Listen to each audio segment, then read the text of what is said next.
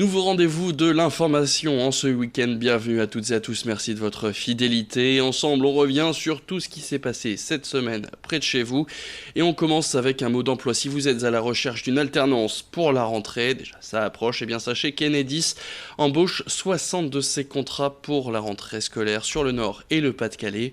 L'entreprise de gestion et de l'aménagement du réseau de distribution d'électricité est à la recherche de candidats de niveau Bac Pro à Bac plus 5. Les postes concernés, technicien d'intervention, conseiller clientèle ou chargé de projet ingénierie. Les secteurs sont eux aussi variés, de la métropole lilloise à Tourcoing-Lambersart en passant par Hasbrook, sans oublier le littoral avec Calais ou encore Saint-Omer. Aujourd'hui, Enedis emploie 85 alternants, dont 23% de femmes, à l'image de Delphine. Ça fait maintenant 2 ans qu'elle s'est lancée dans ce projet de reconversion. Elle est aujourd'hui formée en tant que technicienne d'intervention polyvalente et son alternance touche à sa fin. Enedis vient de lui proposer un CDI qui prendra effet en septembre. Alors pour postuler, rendez-vous sur enedis.fr/recrute. Plus d'informations dans cette interview signée Idil Gunay.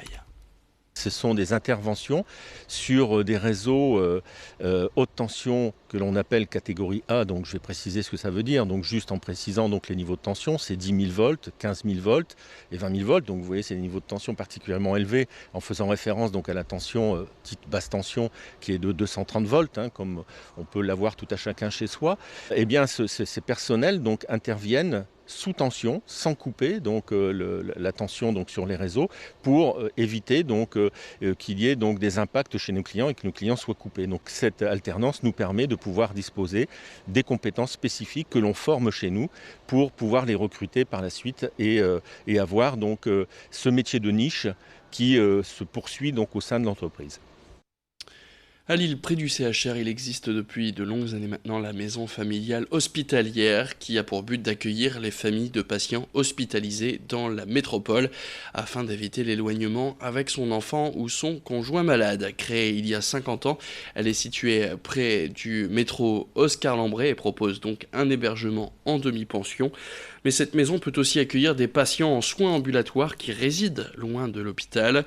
Alors dans ce logement, il y a des chambres individuelles, en duo ou communicantes, et il n'y a pas de télévision dans les chambres, un choix de l'équipe pour pousser les gens à rentrer en contact entre eux. Ces chambres sont proposées à 62 € la demi-pension, et l'assurance maladie peut prendre jusqu'à 75% de ce montant. L'association est aujourd'hui en déficit de 50 000 €, une situation préoccupante mais pas catastrophique comme a pu l'expliquer Bernard Delcambre, le président de la maison familiale hospitalière de Lille, au micro de Lucille-Berthe Constant.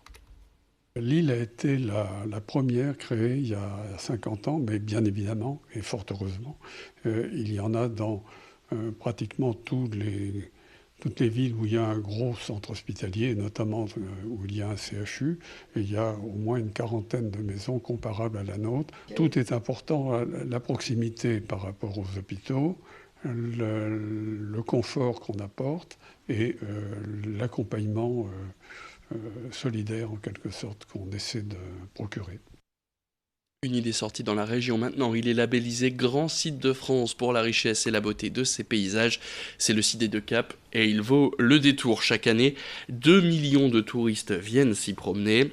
Et pour mieux le découvrir, eh bien, il existe depuis 2014 à Audingan la maison des Deux Caps. Elle propose des balades à pied ou à vélo. En tout, il y a près d'une vingtaine de sentiers présents pour découvrir la richesse de ce site. Ça va du petit chemin au départ du Cap Blanc-Nez pour tout public, jusqu'au sentier pour randonneurs d'une vingtaine de kilomètres, sans oublier le fameux GR120, qu'on appelle aussi sentier du littoral qui longe toute la côte. Vous avez aussi possibilité de louer des vélos classiques ou à assistance électrique. Découvrez les coups de cœur de Séverine Bastien, responsable animation et promotion à la Maison des Deux Caps, au micro de Louis Caillé. Pour les vrais randonneurs, on a quand même la chance d'avoir le GR du littoral, le GR 120 qui parcourt du nord au sud le grand site de France, où les gens qui ont l'habitude de randonner peuvent se balader, se promener là-dessus. Ils partent du parking de Sangatte par exemple pour arriver à Wimereux, et puis ils peuvent trouver un petit hébergement sur le secteur d'Audingan pour faire la découverte du littoral, de la côte d'Opale, du grand site de France en 2 jours par exemple. Le petit plus, c'est qu'on peut partir à pied et revenir en bus. Comme ça, on laisse sa voiture soit au nord sur Sangatte, soit au sud sur Wimereux. Et on revient avec le bus qui traverse le grand site également. Donc comme ça, on est complètement sans la voiture. Et là, c'est vraiment une randonnée au top. Et on connaît le nom des meilleures bières cette année au monde. Les World Beer Awards ont rendu leur verdict.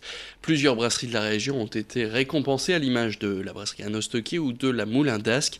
Cette dernière est même nommée 3 fois dans des catégories différentes, avec même une médaille d'or pour leur bière blanche, une d'argent pour leur blonde et une de bronze pour l'IPA. Une bien belle victoire et une progression pour cette brasserie bio-nordiste qui peut célébrer leur première médaille d'or. D'autant que le marché de la bière a tendance à baisser en termes de volume consommé, une baisse d'1 à 2% chaque année, mais en parallèle, la consommation de bière artisanale est, elle, en progression. Une situation que la brasserie Moulin d'Ascq compare à celle du vin il y a 15 ans, à savoir une consommation moins importante, mais de meilleure qualité. Écoutez Mathieu Lepoutre, co-gérant et fondateur de la brasserie Moulin d'Ascq, avec Lucilbert Constant. La brasserie, donc, je l'ai créée il y a 20 ans. Effectivement, j'étais avec quelques confrères, un des premiers artisans brasseurs dans la région. Il y en avait un peu partout déjà.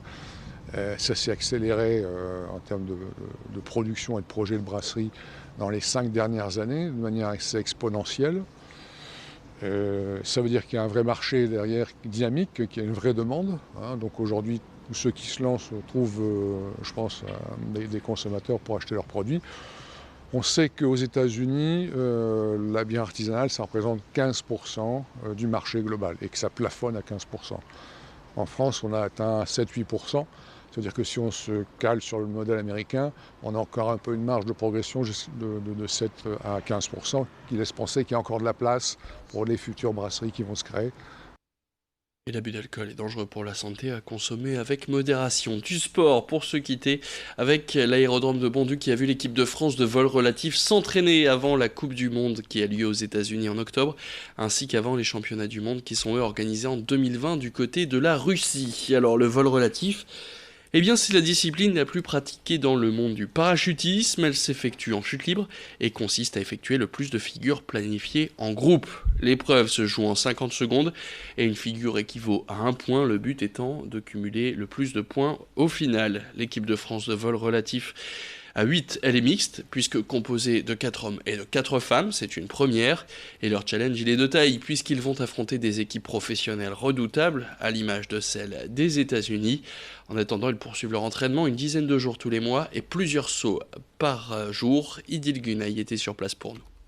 L'équipe de France a gagné 3 fois à 8 déjà. C'est une discipline qui est quand même dominée par les Américains.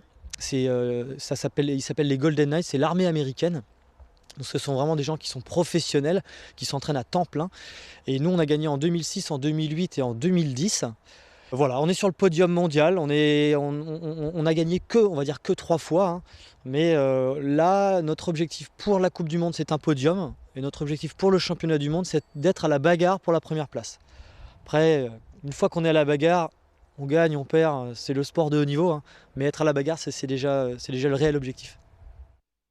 Et si vous souhaitez voir un de ces vols, et un de ces vols relatifs de l'intérieur, eh bien, je vous invite à rejoindre notre page Instagram, notre compte grandlille.tv. N'hésitez pas à vous y abonner. C'est la fin de cette édition. Merci à toutes et à tous de l'avoir suivi. Je vous souhaite un excellent week-end.